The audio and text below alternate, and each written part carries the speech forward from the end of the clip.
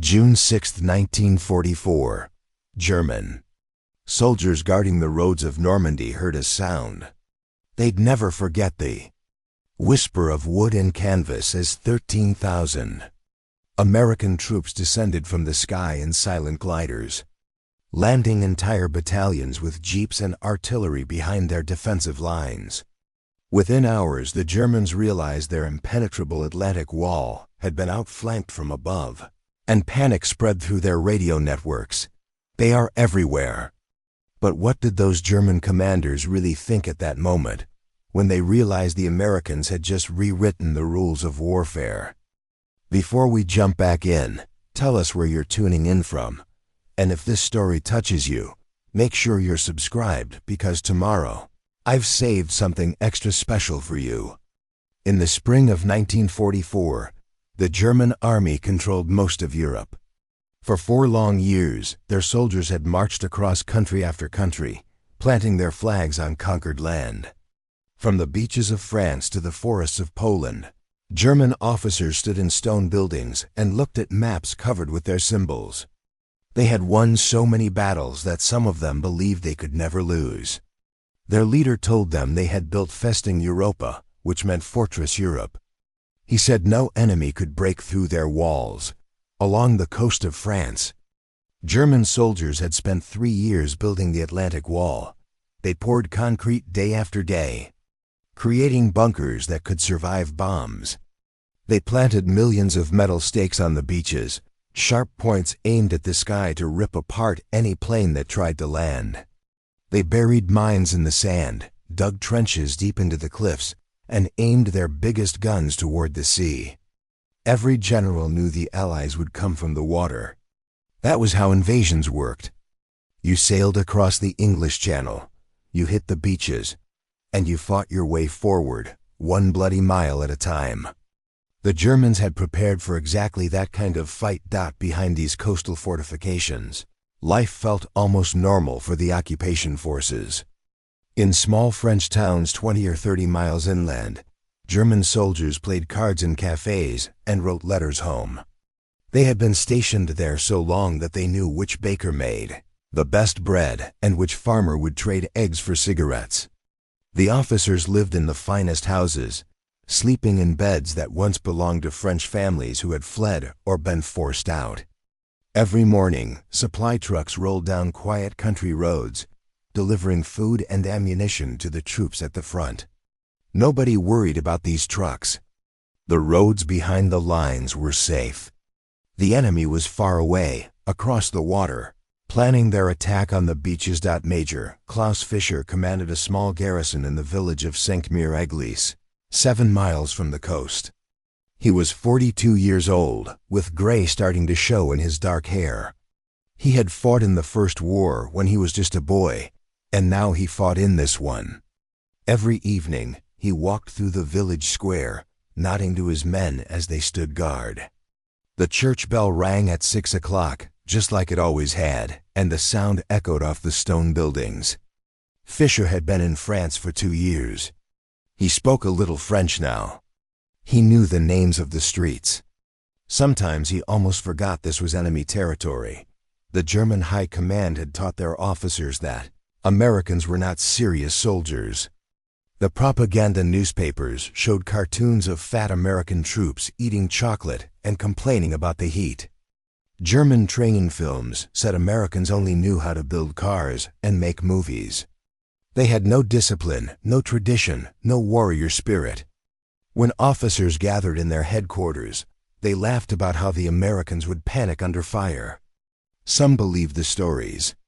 Others were not so sure. But even the skeptics agreed on one thing. Battles happened at the front lines. You fought the enemy where you could see him coming. You built your defenses and waited. War followed rules, and everyone knew what those rules were. On the night of June 5th, Fischer went to bed at midnight, like he always did. The spring air was cool and damp, and he could hear frogs singing in the marshes outside town. His men were on patrol, walking the same routes they walked every night. The radar stations along the coast were watching for ships. The guards on the beaches were watching the water. Everything was in its place. If the invasion came, they would see it coming from miles away. They would have time to call for reinforcements. The big guns would fire, the machine guns would rattle, and the enemy would die on the sand before they ever reached the bluffs. That was how it would happen. That was how it always happened. But Fisher did not know that across the English Channel, thousands of American soldiers were climbing into planes and gliders. He did not know that these men had trained for 2 years to do something no army had ever done before. He did not know that they were not planning to hit the beaches at all. As he slept in his comfortable bed, the American paratroopers were checking their parachutes one last time. The glider pilots were going over their flight plans. The officers were looking at maps of roads and bridges, memorizing every detail of the land around Saint-Mère-Église. And in the dark English sky, hundreds of aircraft were starting their engines, preparing to cross the water, not to attack the beaches, but to fly right over them, not just after midnight. Fisher woke to a sound he had never heard before. It was not the rumble of bombers flying high overhead. It was not the distant boom of naval guns. It was something else, something wrong. He went to his window and looked up at the sky. The moon was almost full, and in its pale light, he saw shapes. Hundreds of shapes. They were falling from the darkness like seeds scattered by an invisible hand. For a moment, his mind could not understand what his eyes were seeing. Then he realized parachutes. The sky was full of parachutes. And behind them, silent as ghosts, came the gliders. Dozens of them. Hundreds of them. Massive wooden birds with no engines, descending toward the fields and roads around his village. The Americans were not coming from the sea. They were coming from above. They were already here. They were landing behind him. Fisher grabbed his uniform and ran into the street. All around him, his men were stumbling out of their bunks, pulling on boots, reaching for rifles. The sound of gunfire crackled in the distance, coming from 3 or 4 different directions at once. A parachute had caught on the church steeple, and an American soldier hung there, tangled in the lines, his body swaying in the wind. Fisher's sergeant was shouting orders, but nobody seemed to know where to go or what to shoot at. The Americans were not supposed to be here. They were supposed to be at the beach, 7 miles away, where the defenses were strong and the guns were ready. But they were here, in the village, in the fields. Everywhere. Fisher ran to the radio room and grabbed the telephone. He called the headquarters in Cherbourg and told them what was happening. The officer on the other end of the line did not believe him at first. Paratroopers, yes, maybe a few dozen for sabotage. But thousands? Landing by glider? Impossible. Then another call came in from a garrison 5 miles to the east. They reported the same thing. Gliders in the fields. Americans attacking the bridges. Then another call from the south. Then another from the west. Within an hour, Fisher understood the terrible truth. This was not a small raid. This was an invasion from the sky. The Americans had dropped an entire division behind the Atlantic Wall while the German army slept. The reports kept coming in, each one more shocking than the last. At a bridge over the Murderate River, German guards heard a crash in the darkness and ran to investigate. They found a glider that had smashed through a hedgerow, its nose crumpled, its wings torn. But the Americans inside were already out and moving. Before the guards could raise the alarm, they were surrounded and captured. The bridge was in American hands 15 minutes after the glider landed. At another bridge near Saint-Mère-Église, 3 gliders came down in a field just 200 yards away. German soldiers watched in amazement as the Americans opened the nose of each glider and drove out a jeep with a mounted machine gun. They had brought vehicles. They had brought them through the air. Fisher tried to organize a counterattack, but nothing made sense anymore. The normal rules of warfare had been broken. When you fought an enemy, you knew where they were. You knew which direction they were coming from. You could see the front line on a map. But now there was no front line. The Americans were behind him and in front of him and all around him. Every road could have an ambush. Every field could hide a platoon. His supply trucks, which had always rolled safely down the country lanes, were now targets. One truck driver came racing back to the village, his vehicle full of bullet holes. He said Americans had appeared out of nowhere at a crossroads and opened fire. The truck behind his had exploded. The driver said there must have been 50 soldiers there, maybe more, sitting in a ditch like they owned the road. As the sun came up on June 6th, Fisher climbed to the top of the church tower to see what was happening. What he saw made his blood run cold. In every direction, as far as he could see, there were gliders. Some had landed perfectly in open fields and sat there like huge wooden birds. Others had crashed into trees or stone walls and lay broken and twisted. But even the broken ones had done their job. The men inside had gotten out. In one field, Fisher counted 9 gliders in a row. Near each one, he could see American soldiers digging foxholes and setting up machine guns. They were not running around in confusion. They were organizing. They were building defenses. And they were doing it fast. The German command sent orders to push the Americans back, to retake the bridges, to clear the roads. But every unit that tried to move ran into trouble. A tank column heading north to reinforce the coast found the main road blocked. Not by a crater or a fallen bridge, but by American soldiers who had set up anti-tank guns in the hedgerows.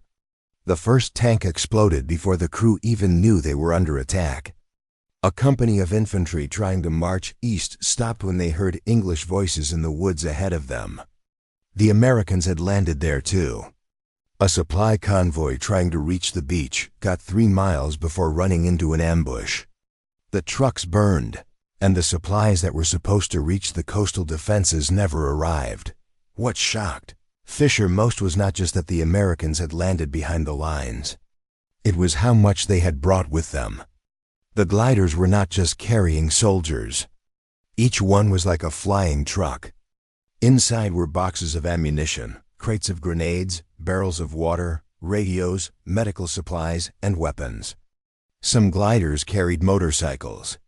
Some carried small bulldozers. One glider that crashed into the village had a complete artillery piece inside, a gun that could fire shells 3 miles. The Americans had thought of everything. They had planned this down to the smallest detail. They had figured out how to pack an entire army into wooden boxes and drop it from the sky. Ready to fight. By noon, Fisher received new orders. He was to abandon St. Mère-Église and fall back to a stronger position. The village could not be held. There were too many Americans, and more kept arriving. All through the morning, he had heard the sound of more planes, more gliders. The sky kept filling with them. 13,000 soldiers, the radio said. 13,000. Fisher had never heard of such a thing. He gathered his men and prepared to retreat, but even retreating was dangerous now. The roads were not safe. The Americans controlled the intersections. As his column moved out of town, shots rang out from a farmhouse. 2 of his men fell. The rest scattered into the ditches. It took them an hour to go 2 miles. That night, hiding in a forest with what was left of his unit, Fisher sat with his back against a tree and tried to understand what had happened. The Americans had done something impossible. They had turned warfare upside down. All the concrete bunkers, all the beach obstacles, all the careful planning meant nothing when the enemy simply flew over everything and landed in your backyard. And if they could do this, what else could they do? What other surprises were waiting? 3 days after the gliders landed, Fisher and his men were still retreating. They moved at night and hid during the day because the Americans owned the sky. Fighter planes circled overhead like hawks, diving down to shoot at anything that moved on the roads. Fisher had lost half his men. Some were dead. Some were wounded. Some had simply disappeared in the chaos. The ones who remained were exhausted and hungry. They had not eaten a hot meal since the invasion began. Their uniforms were torn and muddy. When they looked at their commanding officer, Fisher saw something in their eyes he had never seen before. It was doubt. On the fourth night, they stumbled into another German unit that had been pushed back from the coast. The captain in charge was a young man named Weber, who had graduated from the military academy just 2 years ago. He had been taught all the proper tactics, all the correct theories of warfare. But now he sat on the ground with his head in his hands, and when he spoke, his voice shook. Weber said his unit had been ordered to counterattack and push the Americans off a bridge near a place called Chef DuPont. They had assembled 50 men, 2 machine guns, and a small tank. They had made their plan carefully, approaching from the east at dawn when the light would be in the enemy's eyes. Everything had been done correctly by the book. Preparing and narrating this story took us a lot of time, so if you are enjoying it, subscribe to our channel. It means a lot to us. Now back to the story. But when they reached the bridge, they found that the Americans had already dug in. Not just at the bridge, but on both sides of the river, in the hedgerows, in the farmhouses everywhere. The Americans had set up their positions during the night like they had been there for weeks. Weber's tank got 30 yards before a bazooka round punched through its armor. His machine gun teams were pinned down by fire from 3 directions at once. Within 10 minutes, half his men were casualties, and Weber was running back through the fields with bullets snapping past his ears. He said the Americans fought like they had nothing to fear. They did not panic. They did not break. They just kept firing, calm and steady, like they were doing exactly what they had been trained to do. Fisher listened to this story and felt something crack inside his chest. For 2 years, the propaganda officers had told him that Americans were soft. They came from a country of movies and music, a place where young men spent their time dancing and drinking Coca-Cola. German soldiers were hard, raised on discipline and sacrifice. German soldiers were warriors. American soldiers were children playing at war. But these men who had flown into France in wooden gliders, who had jumped out of airplanes in the middle of the night, who had seized bridges and held them against counterattacks, these men were not soft. They were not children. They were something Fisher had not prepared for. They were something his whole army had not prepared for. The next morning, Fisher's group was spotted by an American patrol. There was a brief firefight, and then Fisher raised his hands. He was done running. 23 German soldiers surrendered in that field, and the Americans took them to a temporary holding area near a crashed glider. Fisher expected to be treated roughly. Prisoners were burdens, mouths to feed when supplies were tight. But the American sergeant who processed them was polite, almost friendly. He spoke a little German and asked if anyone needed medical attention. One of Fisher's men had a wound on his leg that had become infected, and the Americans brought a medic who cleaned it and gave him real antibiotics, not the ersatz medicine the German army used. The medic was just a kid, maybe 19 years old, and he worked quickly and carefully, making jokes in English that Fisher could not understand. When he finished, he gave the wounded soldier a candy bar. Just handed it to him like it was nothing. Fisher sat on the ground and watched American soldiers moving around the area. They worked with a kind of easy confidence he had never seen in his own army. Nobody was screaming orders. Nobody was threatening punishment. The soldiers just did their jobs, helping each other, sharing cigarettes, laughing about something. A truck arrived with food, and Fisher watched them unload crate after crate of supplies. Real coffee. White bread. Canned meat.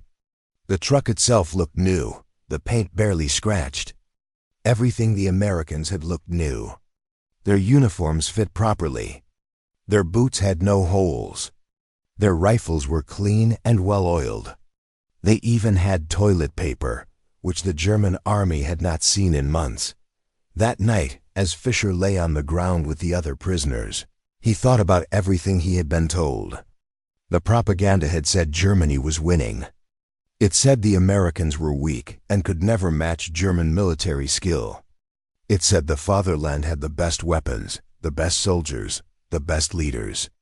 But if that was true, why had 13,000 American soldiers landed behind the Atlantic Wall without being stopped? Why had they brought jeeps and artillery and gliders made of wood and canvas? Why were they so well supplied while German soldiers scrounged for food and ammunition? If Germany was so strong, why was Fischer sitting here as a prisoner, his army scattered, his confidence shattered? An older prisoner, a sergeant from Munich, sat down next to Fischer and spoke quietly. He said he had been at Pegasus Bridge on the first night. British glider troops had landed there, just 3 gliders, and they had taken the bridge in 10 minutes. 10 minutes. The German guards had not even had time to blow it up. The sergeant said he had fought in Russia, in North Africa, in France. He had seen terrible battles and survived them all. But this was different. This was not about who could fight harder or die more bravely. This was about who could think bigger, who could imagine doing things that had never been done before. The Americans and British had imagined dropping entire armies from the sky, and then they had just done it. The sergeant looked at Fischer with tired eyes and said something that Fischer would never forget. He said, "If they can do this, they can do anything.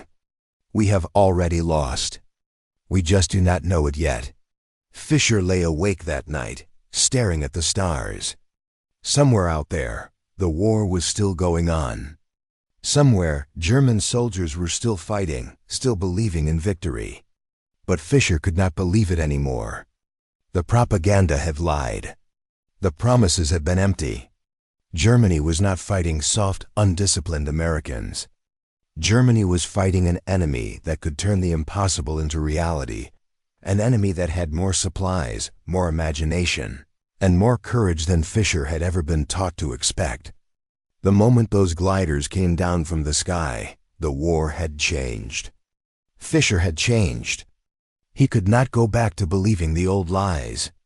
The Americans had broken more than his army's defenses. They had broken the illusion that Germany could win.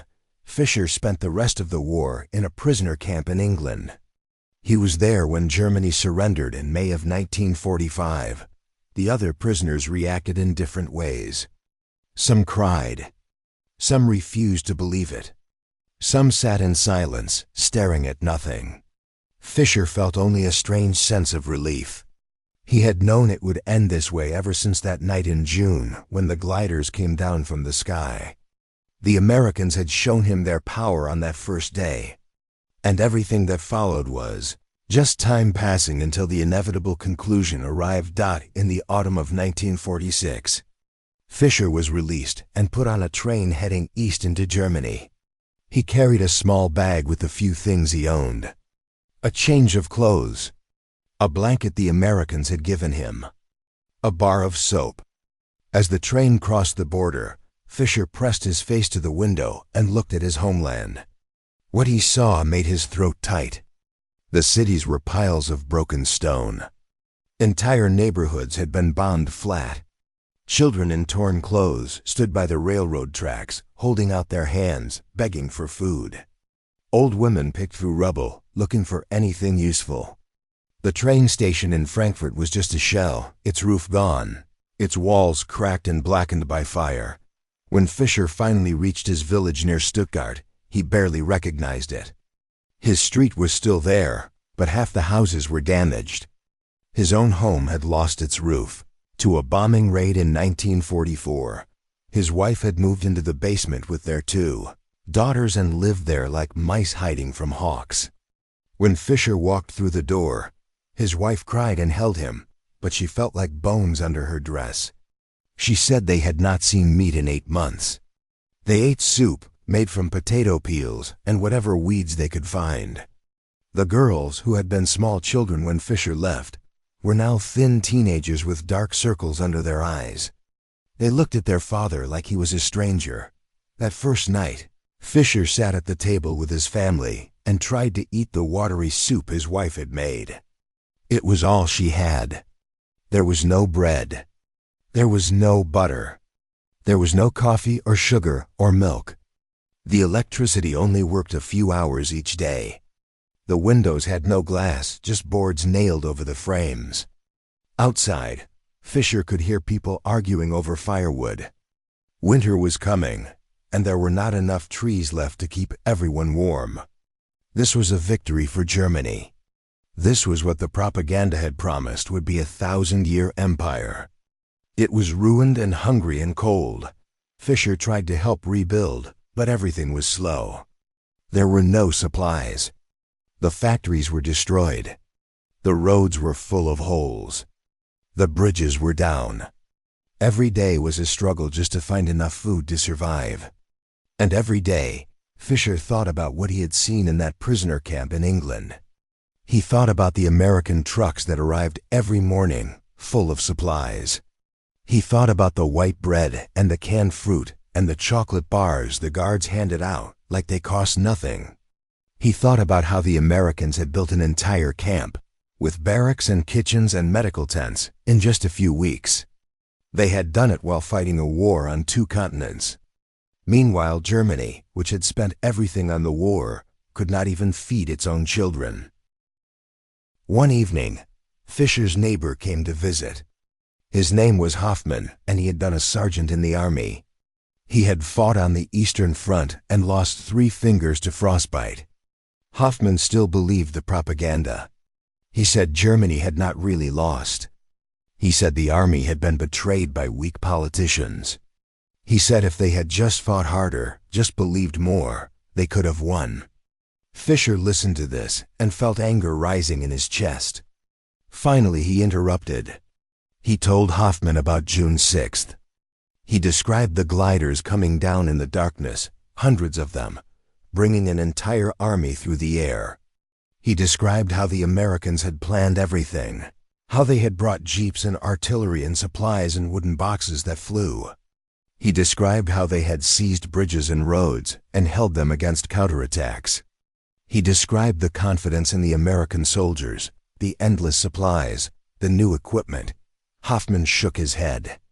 He said Fisher had been tricked by propaganda. He said the Americans only won because they had more factories. Fisher stood up, his voice rising. He said it was not just factories. It was imagination. It was the courage to try something impossible. It was the ability to think beyond the old ways of fighting. The Germans had built concrete walls and waited for the enemy to come. The Americans had built gliders and flown over the walls. That was the difference. That was why Germany lost. Not because of betrayal. Not because of politics. Because the other side thought bigger and worked smarter and never stopped believing they could do the impossible. Hoffman left angry, and Fisher sat down, exhausted. His wife put her hand on his shoulder and asked him what he had really learned in the war. Fisher was quiet for a long time. Then he said he had learned that his leaders had lied. They had told him Germany was strong and everyone else was weak. They had told him the enemy was afraid. They had told him victory was certain. But when 13,000 American soldiers landed behind the Atlantic Wall in gliders made of wood, Fisher had learned the truth. Strength was not about how loud you shouted or how much you hated your enemies. Strength was about what you could build, what you could create, what you could imagine. The Americans had imagined dropping an army from the sky, and they had done it. Germany had imagined conquering the world, and it lay in ruins. Years later, after Fisher had rebuilt his house and his daughters had grown and married, a young student came to interview him for a history project. The student asked Fisher what moment in the war he remembered most clearly. Fisher did not hesitate. He described that night in June when he looked up and saw the sky full of gliders. He said it was the moment he knew Germany would lose, even though the war went on for another 11 months. The student asked why that moment mattered so much. Fisher thought carefully before answering. He said that in war, the side that wins is not always the side that fights the hardest. Sometimes it is the side that imagines the most. The Americans had imagined a new kind of warfare, and then they had made it real. That took more than courage. It took creativity and planning, and the belief that impossible things could become possible. Fisher said he carried that lesson with him every day. When people told him something could not be done, he remembered those gliders coming down in the darkness, and he asked himself if he was thinking big enough. The Americans had taught him that in one shocking night when they landed 13,000 soldiers behind enemy lines and changed warfare forever. That was the real lesson of D-Day, Fisher said. Not that one side beat the other, but that imagination and courage together could accomplish anything. Fisher lived to be an old man. In the 1970s, when he was in his 70s, he would sit in his garden on summer evenings and watch the planes flying overhead. They were passenger jets now, taking tourists on vacation, carrying businessmen to meetings. But every time Fisher saw one, he thought about those gliders. The memory never left him. It stayed sharp and clear, like it had happened yesterday instead of 30 years ago.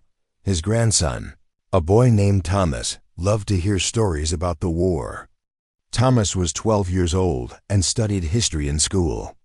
One afternoon, he asked his grandfather to explain how Germany had lost. The teacher said it was because Germany ran out of soldiers and supplies. They said the Allies had more tanks and more planes. But Thomas wanted to know what his grandfather thought, because his grandfather had been there. He had seen it with his own eyes. Fisher took his grandson to the attic and pulled out an old wooden box. Inside was a photograph that an American soldier had given him in the prison camp. It showed a field full of gliders, dozens of them, stretching into the distance. Some were broken. Some were perfect. All of them had done their job. Fisher handed the photograph to Thomas and told him to look carefully. He said this was how Germany lost. Not in some big battle with thousands of tanks. Not in a moment of betrayal or bad luck. Germany lost because the Americans could imagine doing this, and then actually do it. Thomas studied the photograph and asked how flying soldiers in wooden boxes could win a war. Fisher smiled and sat down. He explained that the gliders themselves did not win the war. What won the war was the mind that thought of using gliders.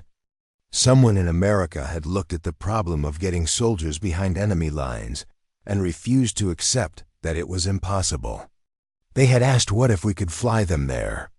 What if we could land entire companies with all their equipment in one place at one time? What if we stopped thinking about war the old way and invented a new way? That kind of thinking, Fisher said, was more powerful than any weapon. Fisher told his grandson that after the war, Germany had to rebuild everything. And the people who rebuilt it best were the ones who learned that lesson. They stopped saying things could not be done. They stopped following the old rules just because they were old. They started asking what if and why not. They became engineers and inventors and businessmen who created new things. Germany rose from the ruins because people learned to imagine bigger, just like the Americans had imagined those gliders. Thomas asked if his grandfather was angry at the Americans for winning. Fisher shook his head. He said he had been angry once, long ago, when he first became a prisoner. But anger faded. What remained was respect. The Americans had shown him what people could accomplish when they refused to accept limits. They had taught him that the future belonged to those who could dream and then build their dreams. Fisher put the photograph back in the box and told Thomas to remember this. The real victory was not about who won the war. The real victory was learning that imagination and courage together could change the world. That lesson, Fisher said, was worth more than all the battles ever fought. Up next, you've got 2 more standout stories right on your screen. If this one hits the mark, you won't want to pass these up. Just click and check them out. And don't forget to subscribe and turn on the notification bell so you don't miss any upload from us.